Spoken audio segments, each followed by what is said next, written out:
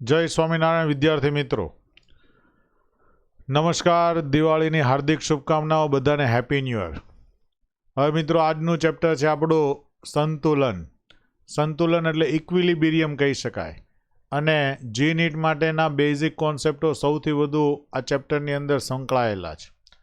તો સૌથી પહેલાં સંતુલન આપણને ક્યાં ક્યાં જોવા મળે? તો આપણા બોડીની અંદર થતી જૈવ રાસાયણિક પ્રક્રિયાઓ તેમજ પર્યાવરણની અંદર થતા કેટલાક પ્રક્રમો એટલે કે ફેરફારની અંદર તમને ભૌતિક તેમજ રાસાયણિક સંતુલન જોવા મળે.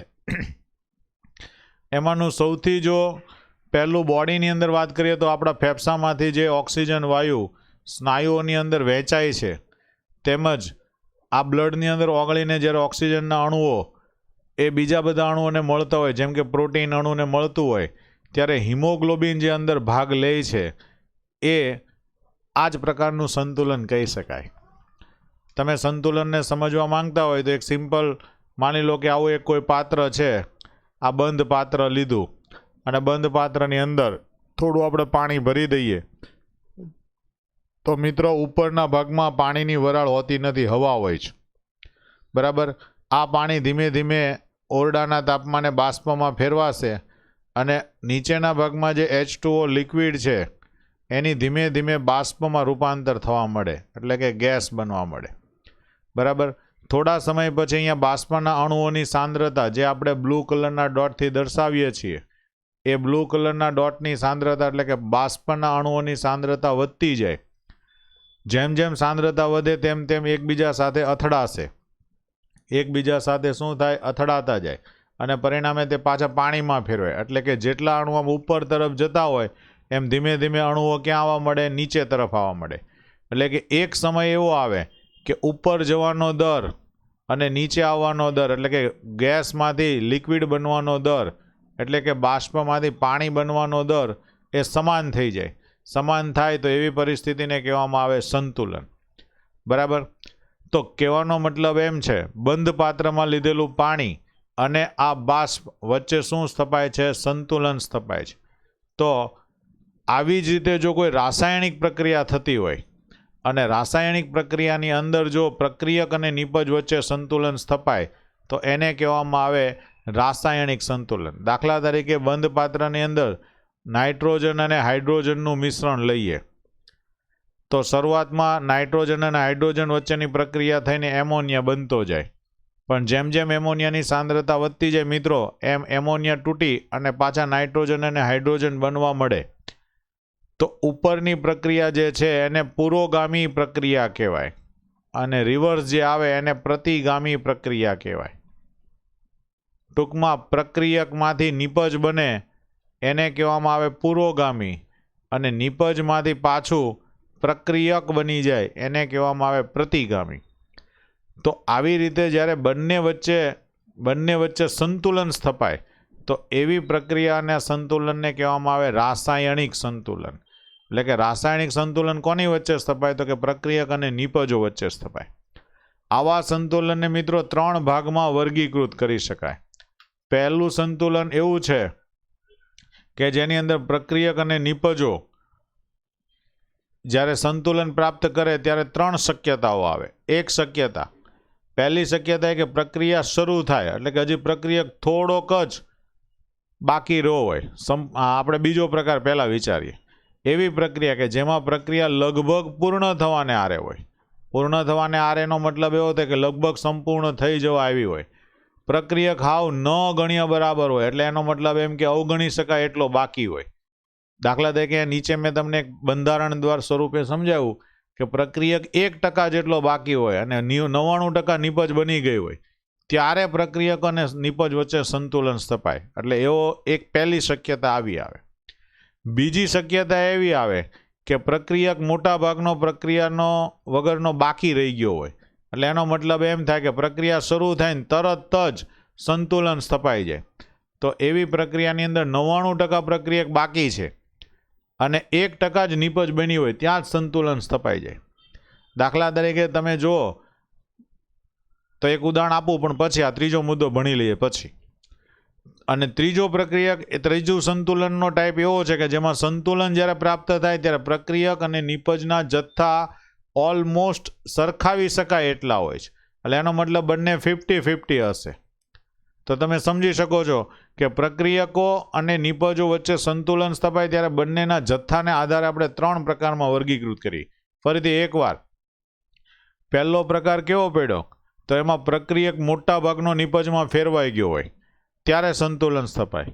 બીજો પ્રકાર એવો પડ્યો કે પ્રક્રિયા શરૂ થાય ને 1% જેટલી જ નિપજ બની હોય અને સંતુલન પ્રાપ્ત થઈ જાય, મતલબ આગળ હવે નિપજ બનતી નથી. અને ત્રીજો એવી શક્યતા આવે કે જેમાં બે 50-50% લાગે, એટલે કે અડધો પ્રક્રિયક જે છે એ બાકી રહી જાય ને અડધી એમાંથી નિપજ બની જાય. તો આવું જે છે એને કહેવામાં આવે સંતુલન. મિત્રો, મેં તમને એવું કહેતો હતો કે આ ત્રણેયને આપણે કોની સાથે સરખાવી શકીએ? તો તમે જુઓ, તો આ બધાને સરખાવવા માટે રોજિંદા જીવનનું એક ઉદાહરણ લો. દાખલા તરીકે આ પહેલા ઉદાહરણ સાથે સરખાવીએ. જો આ પહેલા ઉદાહરણ સાથે આપણે સરખાવીએ. માની લો કે કેટલાક છોકરા એવા હશે, નોકરી મળે, બરાબર, પોતાની જિંદગીના 40-50 વર્ષ પૂરા થાય, 40 કે 50 વર્ષ પૂરા થાય ત્યારે એનો 1 લાખ પગાર થાય. મતલબ કે સંતુલન પ્રાપ્ત થાય. ક્યારે? ઉંમર 40-50 વર્ષ થાય ત્યારે. બીજા એવા છોકરા છે કે જે નોકરી મળે ખરી, પણ પહેલા જ વર્ષનું ફર્સ્ટ યરનું જ એનું પેકેજ 50 લાખ કે 30 લાખ રૂપિયા પર યરનું હોય. તમને એમ થતું છે, સાહેબ હું વાત કરો, પણ મારી પાસે એવા કેટલાય સ્ટુડન્ટોના નામ છે કે જેમનું પેકેજ 30 લાખ પર યરથી ચાલુ થાય. મતલબ આવા છોકરા માટે તો શું થયું કે જીવનની હજી તો શરૂઆત ચાલુ કરી ત્યાં જ એમનો પગાર હેવી થઈ ગયો. પેલા ભાઈને 50 વર્ષની નોકરી ઉંમર થાય ને 15-20 વર્ષની નોકરી થાય ત્યારે ₹1 લાખ પગાર થાય, અને પહેલા જ વર્ષે નોકરીના પહેલા જ વર્ષે 30 લાખ રૂપિયા પગાર મેળવો. અને ત્રીજા પ્રકારના વિદ્યાર્થીઓ એવા પણ મળશે કે જે નોકરી કરે છે અથવા તો કોઈ બિઝનેસ કરે છે અને 35 વર્ષની ઉંમરે પહોંચે, એટલે કે 10 વર્ષ ધંધાને કે જોબને આપે ત્યારે તેમનો 1 લાખ પગાર થાય. એટલે આ ત્રીજી કેટેગરીમાં આવે કે જેમની 50-50 લાઈફ બાકી છે. કેમ કે 35 વર્ષ પછી 15 વર્ષ રિટાયરમેન્ટના હજુ બાકી છે. જ્યારે પહેલા માણસને કેવું હતું કે રિટાયરમેન્ટ થવાને આરે આવે ત્યારે એનો પગાર હેવી થાય છે. અને આ એક એવા જીનિયસ છોકરાઓ છે કે જેનો પહેલેથી જ પગાર 30-40 લાખ રૂપિયા શરૂ થઈ જાય. તો કહેવાનો મતલબ એમ છે કે આપણે આને 3 પ્રકારમાં વર્ગીકૃત કરી શકીએ છીએ. એટલે મિત્રો, આપણે એવા કેટેગરીમાં જવું જોઈએ કે જેમાં શરૂઆત થતાની સાથે જ સંતુલન પ્રાપ્ત થઈ જાય, અને આપણે એ કેટેગરીમાં આવી પણ શકીએ. એમાં કંઈ ના ન પાડી શકાય. કયો વિદ્યાર્થી ક્યાં કેટલો હોશિયાર થશે અથવા તો કેટલો હોશિયાર નીકળે એની કોઈ ગેરંટી હોતી નથી. ચલો આગળ જઈએ. સંતુલનની અંદર સાંદ્રતા અને તાપમાન જો બદલાણું, આ બે એવા પરિબળ છે કે જેને લીધે આખું સંતુલન જ બદલાઈ જાય. જો તાપમાન બદલાય તો પણ સંતુલન સ્થિતિ બદલાઈ જાય, સાંદ્રતા બદલાઈ જાય તો પણ સંતુલન સ્થિતિ બદલાઈ જાય. બરાબર. બીજું કે જો આયનો વચ્ચે સંતુલન સ્થપાતું હોય, દાખલા તરીકે કોઈ એવી જલીય દ્રાવણની પ્રક્રિયા હોય કે જેમાં આયનો વચ્ચે સંતુલન સ્થપાય, તો એવી પ્રક્રિયાઓને આયોનિક સંતુલન કહેવામાં આવે છે. શું કહેવામાં આવે? આયોનિક સંતુલન. હવે મિત્રો, સંતુલન ભૌતિક પ્રક્રમોમાં સંતુલન 2 પ્રકારમાં જોવા મળે. સંતુલન 2 પ્રકારમાં હોય. ભૌતિક સંતુલન પણ હોય, ભૌતિક પ્રક્રમોમાં સંતુલન પણ હોય, અને રાસાયણિક પ્રક્રિયામાં પણ સંતુલન હોય. રાસાયણિક પ્રક્રિયામાં પણ સંતુલન સ્થપાય. બંને વચ્ચે સંતુલન હોય છે. તો ભૌતિક પ્રક્રમોમાં સંતુલન કેવું હોય? તો મિત્રો, ભૌતિક પ્રક્રમોમાં સંતુલન ભૌતિક કલા વચ્ચે સ્થપાય છે. મતલબ ભૌતિક કલા એટલે પરિસ્થિતિ. કોઈ ઘન પદાર્થ એ પ્રવાહીમાં ફેરવાય ત્યારે સંતુલન હોય. પ્રવાહી અને વાયુ વચ્ચે સંતુલન હોય. દાખલા તરીકે મેં નીચે લખેલું છે એ તમે જુઓ તો બરફ એટલે કે H2O સોલિડ અને H2O લિક્વિડ એટલે બરફનું જ્યારે પાણીમાં રૂપાંતર થતું હોય ત્યારે ઘન અને પ્રવાહી વચ્ચે સંતુલન સ્થપાય. પાણીનું વરાળમાં રૂપાંતર થતું હોય તો પ્રવાહી અને વાયુ વચ્ચે સંતુલન સ્થપાય. ઘણીવાર એવું પણ બને કે ઘન પદાર્થ સીધા જ વાયુમાં રૂપાંતર પામતા હોય તો એવી પરિસ્થિતિમાં પણ સંતુલન સ્થપાય, જેના બે બેસ્ટ ઉદાહરણ છે કપૂર અને આયોડિન. કપૂર એટલે કે નવસાર એ પણ ઘન પદાર્થ છે, સીધો જ ગેસમાં ઉડી જાય છે. તો મારે તમને ખાસ અહીંયા નોંધ એ આપવી છે કે જો કોઈ ઘન પદાર્થ, જો ઘનનું સીધું જ બાષ્પમાં રૂપાંતર થાય તો એને ઉધ્વપાતન કહેવાય. શું કહેવાય? ઉધ્વપાતન. એવા ઘણા બધા પદાર્થ છે જેમાં આયોડિન સોલિડ એ સીધો ગેસમાં ફેરવાય, કપૂર સીધું ગેસમાં ફેરવાય, નવસાર, નેફથેલિન. તમે મિત્રો સંડાસ બાથરૂમમાં સફેદ ગોળીઓ પડેલી જોઈ હશે. હવે તો જો કે રંગીન ગોળીઓ મળે છે, માર્કેટમાં અવેલેબલ છે. તો રંગીન લાલ, લીલી, પીળી એવી ગોળીઓ ટોયલેટમાં ફ્રેશનર માટે ઉમેરવામાં આવે. તો એ મૂકેલી હોય જે આપણને સુગંધ આપે, તો એ બીજું કંઈ નથી, એ નેફથેલિન છે. એ પાણીમાં ઓગળતું નથી, પરંતુ એનું સીધું બાષ્પમાં રૂપાંતર થાય છે. તો ચાલો મિત્રો આપણે કેટલાક એવા પ્રક્રમો જોઈએ કે જે ઘન પ્રવાહી તેમજ પ્રવાહી વાયુ વચ્ચે સંતુલન પ્રાપ્ત કરતું સમજાવતું હોય. દાખલા તરીકે આપણે મિત્રો એવા કેટલાક પદાર્થોના નામ વિચારીએ કે જે આપણને ઘન અને પ્રવાહી વચ્ચેનું સંતુલન સમજાવે. જેમ કે આપણે વિચારીએ કે માની લો કે કોઈ બંધ પાત્ર લઈએ. હવે આ થર્મોસ તમે જોયું છે, ઘન અને પ્રવાહીના સંતુલન સમજવા માટે આપણે થર્મોસનું ઉદાહરણ લઈએ. હવે આ થર્મોસ જે દોરું છું એ એકદમ હાઈ ક્વોલિટી થર્મોસ છે એમ સમજવાનું છે.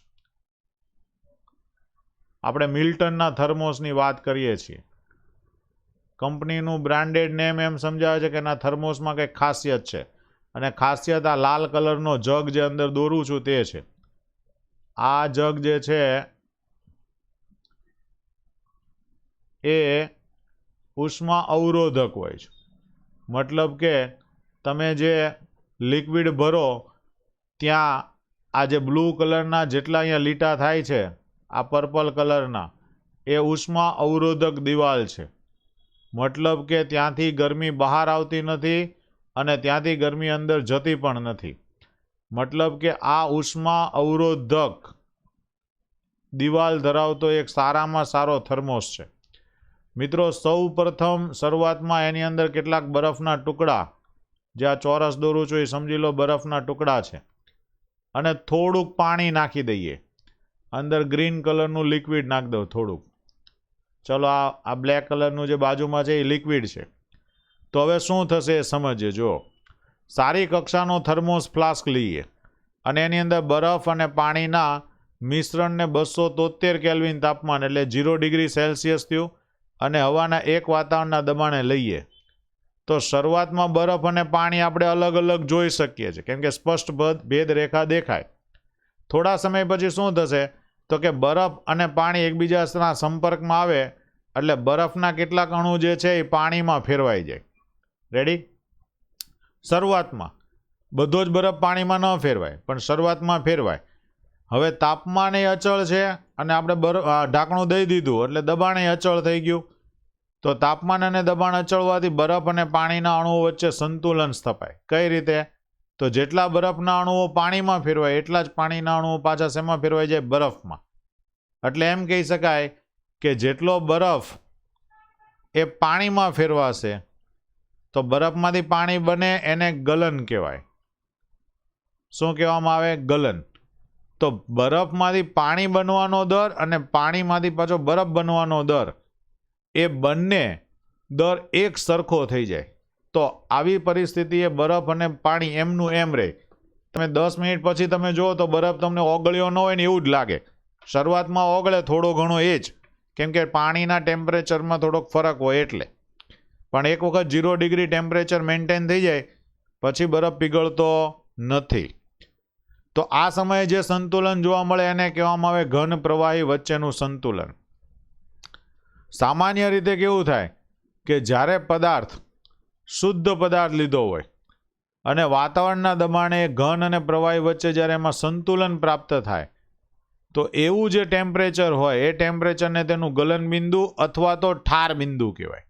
શું કહેવામાં આવે? ગલનબિંદુ અથવા તો એને ઠાર બિંદુ કહેવામાં આવે.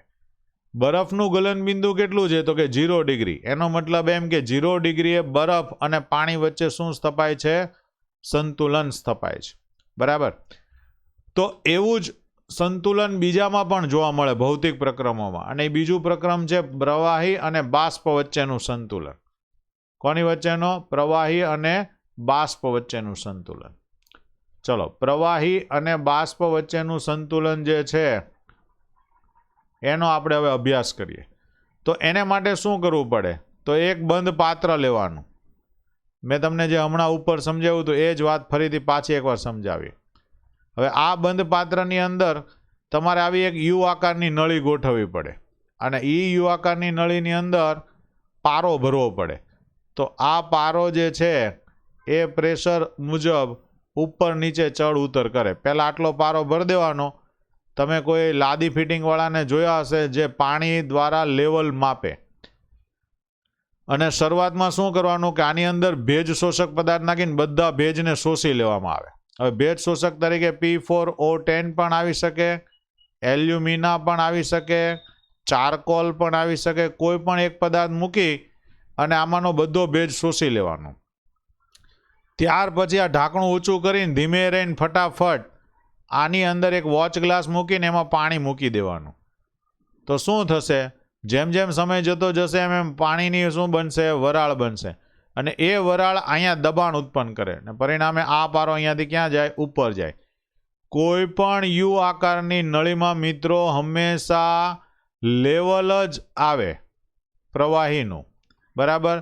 જો તમે અહીંયા પ્રેશર વધારો, અહીંયા દબાણ વધારો, તો આ સપાટી જે છે એ આમ ઉપર તરફ જાય. અને જો ત્યાં દબાણને તમે ઘટાડો તો આ સપાટી નીચે તરફ આવે. જો દબાણ ઘટે, હું ડબલ એરો કરું એટલે ડબલ એરો સામે સમજજો, તો નીચે જશે. જો દબાણ ઘટાડો તો સપાટી નીચે જશે. જો દબાણને વધારો તો સપાટી ઉપર જશે. એનો મતલબ એમ થયો કે જેમ જેમ અહીંયા વરાળ બનતી જશે એમ એમ આ સપાટી કેવી જશે? ઉપર તરફ જશે. પરિણામે શું થશે કે આવું જે યુ આકારની કાચની નળી જે છે એના દ્વારા માપેલું દબાણ, એટલે કે આ વોચ ગ્લાસમાંના પ્રવાહીનું બાષ્પમાં રૂપાંતર થતાં બાષ્પનું દબાણ વધે છે. પરિણામે મેનોમીટર એટલે આ જે રચના બની ને આટલી યુ આકારની કાચની નળી, તો એના વડે મળતું દબાણ પણ શું થાય છે? વધતું જાય છે. પણ એક સમય એવો આવે કે એ દબાણ વધતું શું થશે? અટકી જશે. અટકે ક્યારે? કે જ્યારે પ્રવાહીના બાષ્પના બનવાનો દર અને બાષ્પમાંથી પાછા પ્રવાહી બનવાનો દર એક સરખો થઈ જાય ત્યારે. એટલે કહેવાનો મતલબ એમ છે કે પ્રવાહીમાંથી બાષ્પ બનવાનો દર અને બાષ્પમાંથી પ્રવાહી બનવાનો દર એક સમાન થઈ જાય એટલે બાષ્પ દબાણ કેવું બની જાય છે? અચળ બને છે. તો જે દબાણે બાષ્પ દબાણ અચળ બને, જે તાપમાને બાષ્પ દબાણ અચળ બને, એને એનું ઉત્કલન બિંદુ કહેવાય. પણ એને માટે 5-6 નોંધ આપણે સમજવી પડશે. એ નોંધ અહીંયા નીચે મુજબ લખેલી જો. તો સૌથી પહેલી વાત કે જેવું તમે તાપમાન વધારશો એટલે બાષ્પ દબાણ શું થશે? વધશે. આ યાદ રાખવાનું. કોઈ પણ પ્રવાહીનું ટેમ્પરેચર જેમ વધે એમ બાષ્પ દબાણ વધતું જાય. એનો મતલબ એમ કે જેમ બાષ્પ દબાણ જે તે પ્રવાહીનું વધુ હશે એની બાષ્પ પણ વધુ બનતી હશે, મતલબ એ વધુ બાષ્પશીલ કહેવાય. દાખલા તરીકે તમે 3 પાત્ર લો ને ત્રણેયની અંદર 1 ml જેટલું અથવા 10 ml જેટલું તમે પાણી લો, બીજામાં ઇથેનોલ લો અને ત્રીજામાં એસિટોન લો. હવે ત્રણેયને એક સરખા તાપમાન ધરાવતા પાત્રની અંદર વારાફરતી મૂકી દો તો તમે જોશો સૌથી પહેલું એસિટોન ઉડી જશે, પછી ઇથેનોલ ઉડે ને પછી પાણી ઉડે. તમે પેટ્રોલ ટેન્કમાં પેટ્રોલ ભરવા જાઓ તો એ ઢાંકણું ખોલો તો તમને ખ્યાલ આવશે મિત્રો કે પેટ્રોલ ટેન્કમાં પેટ્રોલ ભરતો હોય ને તો એની ઉપર વરાળ નીકળતી દેખાશે. એનો મતલબ એમ કે પેટ્રોલ વધુ બાષ્પશીલ છે. બીજી વાત, બાષ્પીભવન માટે લાગતા સમયનો આધાર જે છે એ 3 બાબત ઉપર હોય. એક તો પ્રવાહીનો સ્વભાવ, પ્રવાહી ઘટ્ટ છે, પાતળું છે, કેવું છે એના ઉપર. એટલે કે એમાં આંતરઆણવીય આકર્ષણ બળ વધુ છે. દાખલા તરીકે એનું બેસ્ટ ઉદાહરણ આપું તો તમે ગ્લિસરીન જોયું હશે.